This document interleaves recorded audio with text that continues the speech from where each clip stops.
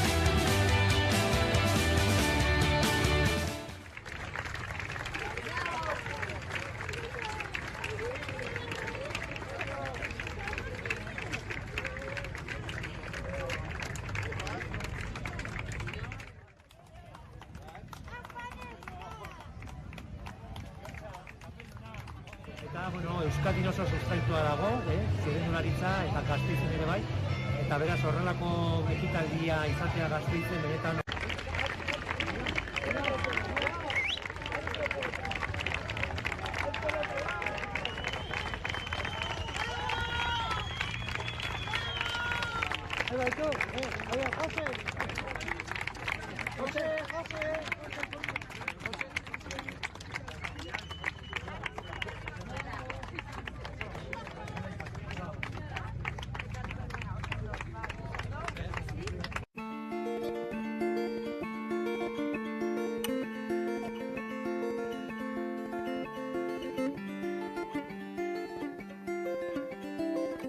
Artziniega Arabako ipar-mendebaldean kokatuta dago, Aiaraldean, eta muga egiten dugu Burgosekin eta Bizkaiarekin.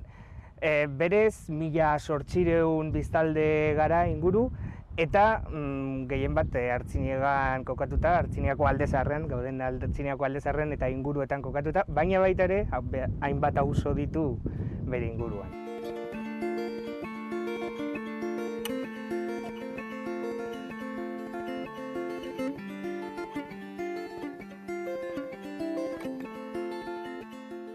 Artziniegak aurten 750 urte betetzen ditu hiribildu bezala, baina bere historia aurretik dator.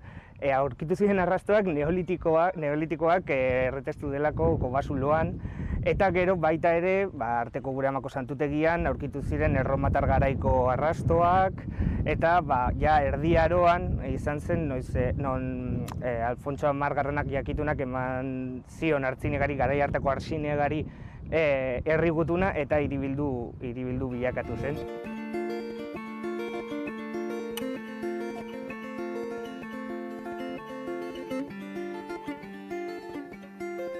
Ospatzeko lehendik egin genuena izan zen jendea bildu eta kontseilu bat sortu, ospakizun hau nola bideratu nahi genuen erabakitzeko.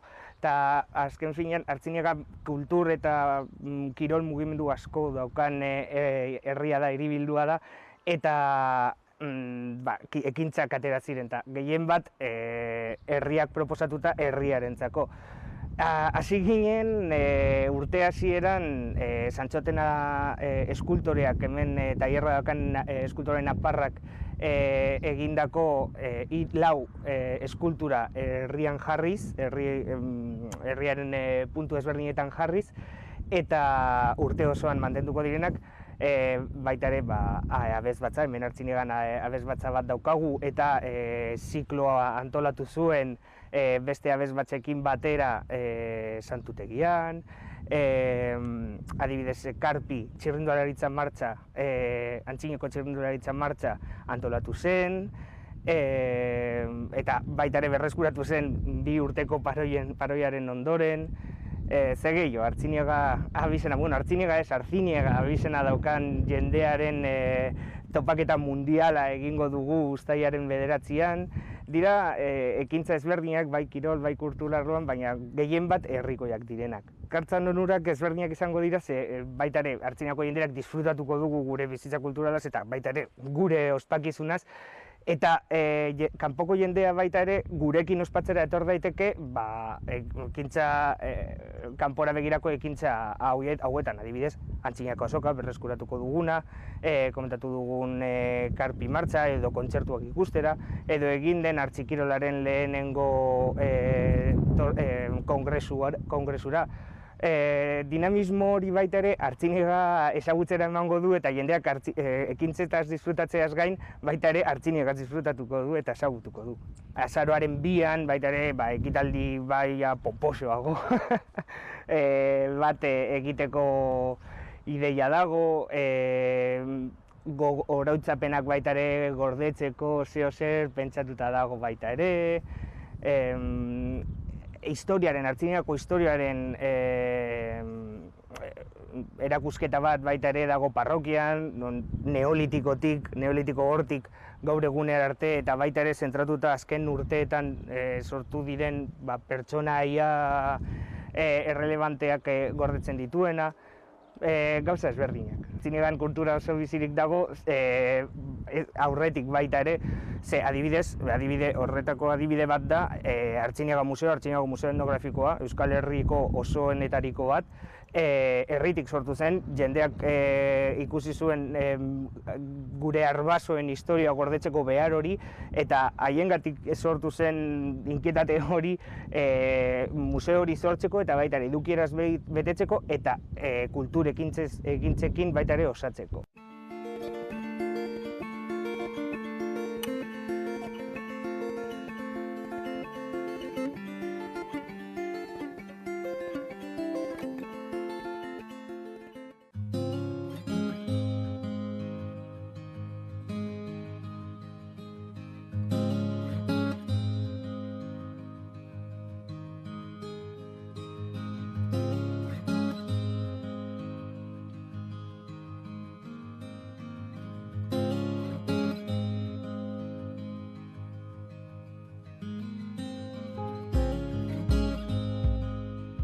Raul Barreras naiz, karrantzatarra eta zenegilea, eta geuretik sortuak egitasmoari esker arnasa film laburra garatuko dut. Hernanik 20.000 biztanle inguru ditu. Hernani kokatuta dago Donosti eta Nafarroan tartean, eta denon ezaugarri edo ezagutzeko modua uste, sagar eta sagardoaren lurraldean gaudela esatea, segurasko esanguratsua da, ezta?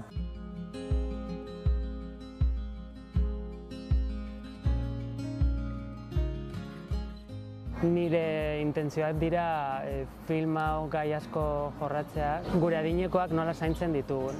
Eta beste aldetik LGTBQ kolektiboan agertzen diren arazo batzuekin lotuta dago. Ikusten dugu Hernanin eta gazte jendeak baita ere sormenaren inguruan antolatzen eta ari diala, eta sortzaile asko ditugula herrian eta bailaran, sormen gune bat sortu nahi dugu, eta hortarako justu oraintxe egin dugu lanketa bat, diseinatu dugu zer nahi dugun eta zeintzu dian beharrak herria eta udaletxearen artean, eta laster hasiko gea proiektua egiten. Nire proiektua euskaraz egindako film labur bat da, Arnasa izenekoa, eta orain preprodukzioan gaude, preprodukzio garaian, kokalekuak bilatzean eta talde teknikoa osatzen ere. Egin dudan lana orain arte Hernanin, jendea ezagutzeko izan da eta gidoi bat idatzita neukan, baina gidoi hori Hernaniko errealitatera moldatu nahi dut. Beraz, baserritarrekin, albaitariarekin eta jende askorekin nago elkarrizketak egiten jakiteko nola den Hernaniren errealitatea. Nik uste dut ideia batetikan, ideia soil batetikan, filmea bukatu arteko prozeso hori ezagutzeko aukera izatea herrian, iruditzen zait lujo badala. Eta, Raúl ezagututa oraindik are gehiago, uste oso, zuzendari argia dela, oso garbi daukala zer egin nahi duen, eta uste proiektuak eta herriak bat eginez elkarlanean garatzen bali madugu proiektu hau, espero dut emaitza ona izatea, eta nik uste hori oso ibilbide polita izango dela denontzako.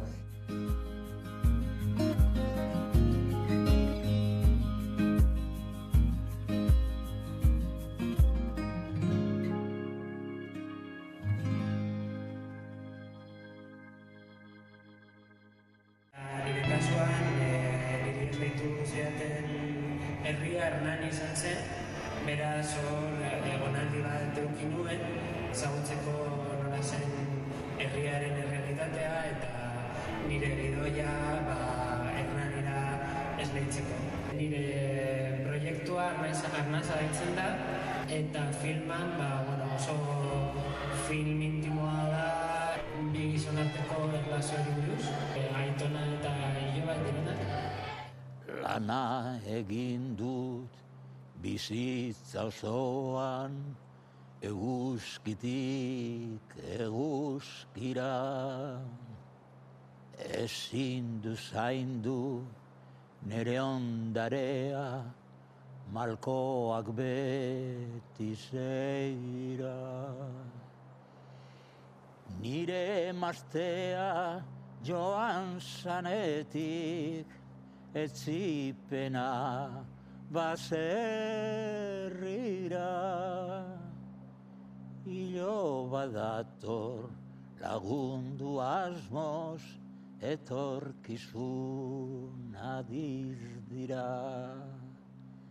Bion bihotzak, bion arimak, betiko batuko dira. Bion bihotza, bion harimak, betiko batuko dira.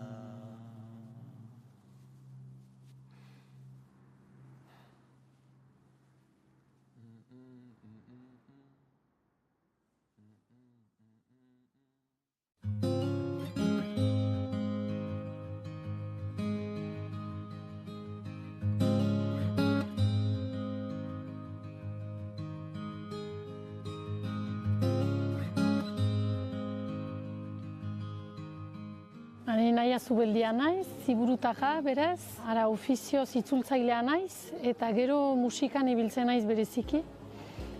Kantuak idazten ditut aspalditik, olerkiak ere idatzi ditut berriki, eta hau izango da nire lehen parada ipuin luzeago bat idazteko, edo argitaratzeko behintzat. Larrabetzu Bizkaiko herri txiki bat da, 2000 biztanle ingurukoa. Herri euskalduna da, eta gure erronka horri eustea da. Herri euskalduna izanik, euskera sustatzea eta euskeraz gero eta gehiago egitea. Euskera eta euskal kultura sustatzea ere bai, hori dira gure erronkan. Emoziorik sentitzen ez duen musikari baten ipuina izanen dela. Berak ez du ezer sentitzen, baina oso biolin jole hona da eta jendeari animaleko emozioak sogarazten dizkio, baina berak ez du bitxik sentitzen. Pixkat alde absurdoa edo eman nahi nioke ipuinari, eta gero ona lajabetzura iritsiko delarik, olako emozio uholde bat edo gertatuko da. Geuretik sortua bezalako egitasmoak esango nuke inoiz, beti dira. Garrantzitsua baino beharrezko, eta sasoiotan inoiz baino gehiago esango nuke. Batetik, euskarari ere egiten diolako ekarpena, zelan ez. Euskal Herria aintzat hartzen du eta euskaraz sortzen du eta sortzaile eskaintzen die gainera euren lanak azaleratzeko edo argitaratzeko modua, plaza eskaintzen die eta hori funtsezkoa da, euskal kulturak eta euskal sorkuntzak aurrera egin dezan. Bai, iruditzen zait geuretik sortuak ekimena zinez eskertzekoa dela eta zinez beharrezkoak direla olako ekimenak, ze sortzaile guziek, artista, musikari, idazle, behar dutena denbora da, eta gaurko munduan ez da egesa denbora dedikatzea justu sorkuntzari. Kasik heroikoa dela ere jango nuke, ze hainbeste ekintza, hainbeste informazioa, hainbeste mugimendu dagoen momentuan gelditzea eta sortzea ez da egesa, beraz olako ekimenek hori ematen dute, euskarari lekua ematen diote, euskal kultura zabaltzen laguntzen dute, eta gainera orain pandemia garaiuntan ez da egesa kultura biziaraztea, kontzertuak antolatzea, emanaldiak antolatzea ez da egesa, egonaldiak behintzat egin daitezke, ez baita jendetza beharrik, justuki isolazio momentuak baitira, beraz justuki iruditzen zait momentu ezin hobea egonaldiak behintzat egiteko aukera emateko, eta beraz bai, zinez eskertzekoa da.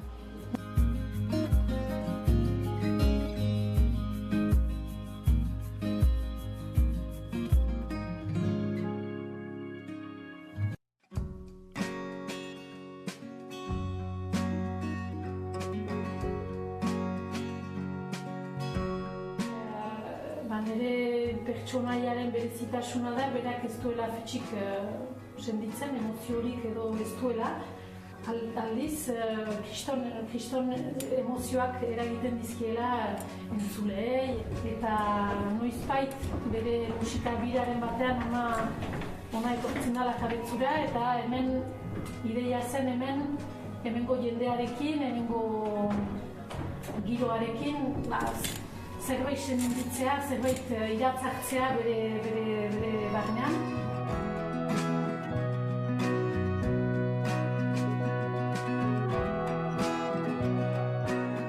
Irudi batzuk ere badira ipuinean, horiek nuen batek pentsatu irudiak sartzea estapen batean, sortzeko gogoa etorri zitzaidan, eta gainera azken momentuan justu ikatza egintzelarik, ikatza txondorretik atera genuelarik.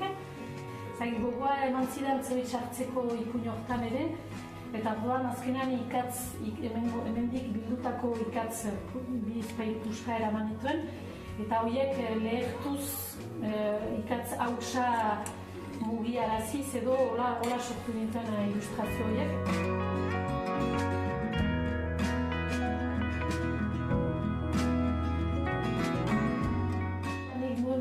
Pertsonaia hori denez, hain hotza eta hain iluna eta hain zera, eta hemen senditzen nuen hainbeste berotasun eta hainbeste xamurtasun eta hori, eta kostatu zait bai sartzea, moztu gabe soberarien artean.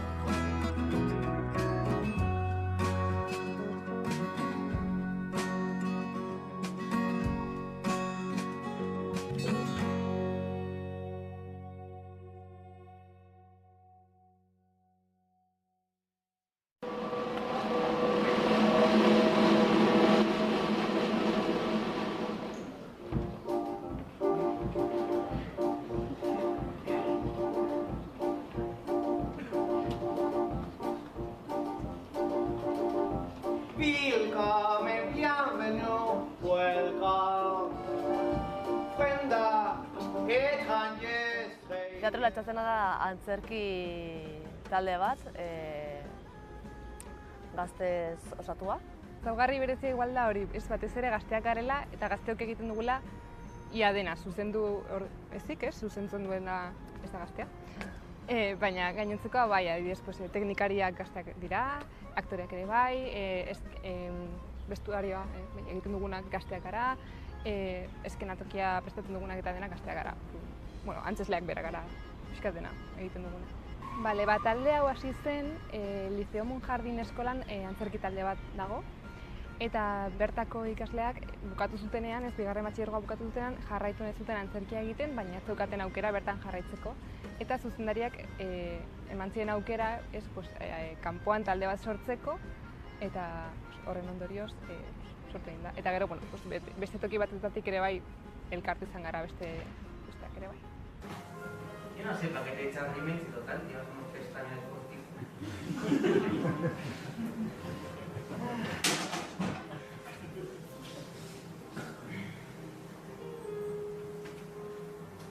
No creas que no me siento orgulloso de ti, porque estarías muy equivocada.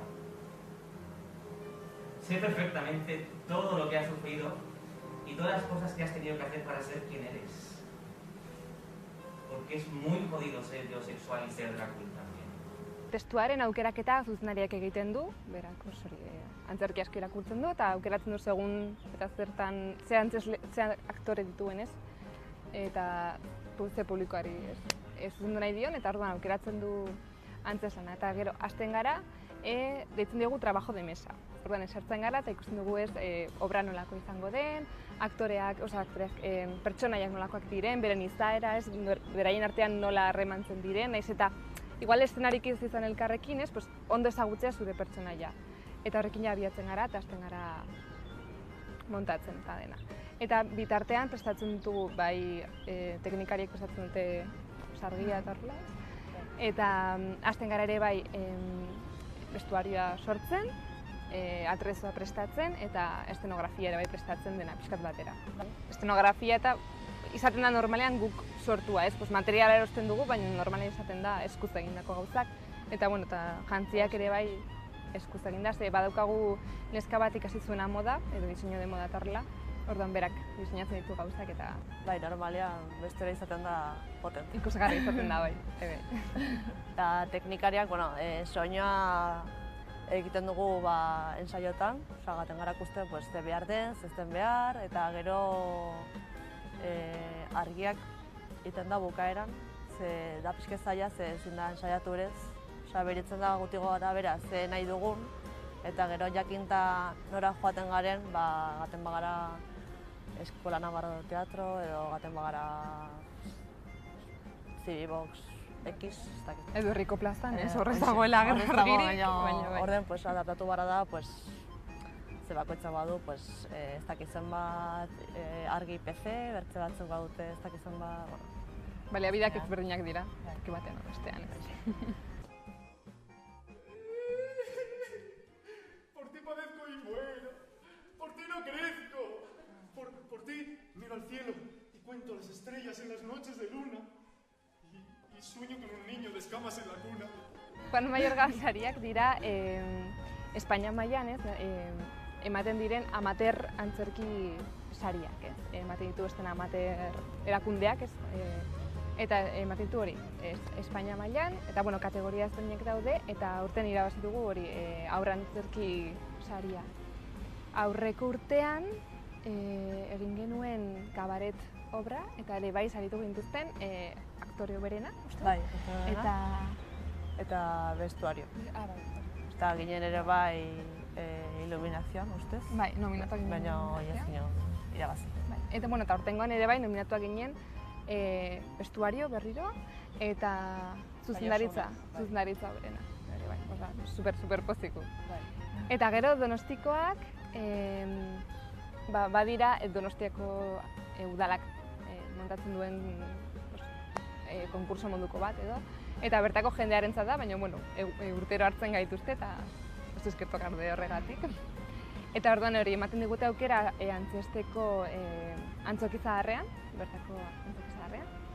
Eta irabazi dugu aurten obrarik onena, ez?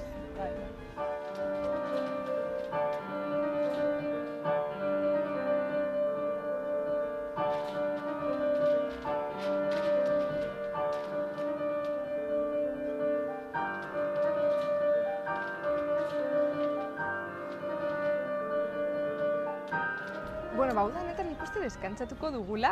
Bai, nik uste saiatu behar dugula orain dugun obra mugitzen pixket, zuk mugitzen duzu normalian, zuk deitzen duzu udaletxetara. Bai, ez dakit. Denon artean. Baina normalean izaten da, ez? obra bat montatzen dugu, eta gero, obra hori mugitzen dugun bitartean, hasten gara montatzen urrengoa, eta horrela, ez dugu inoiz gelditzen, ez?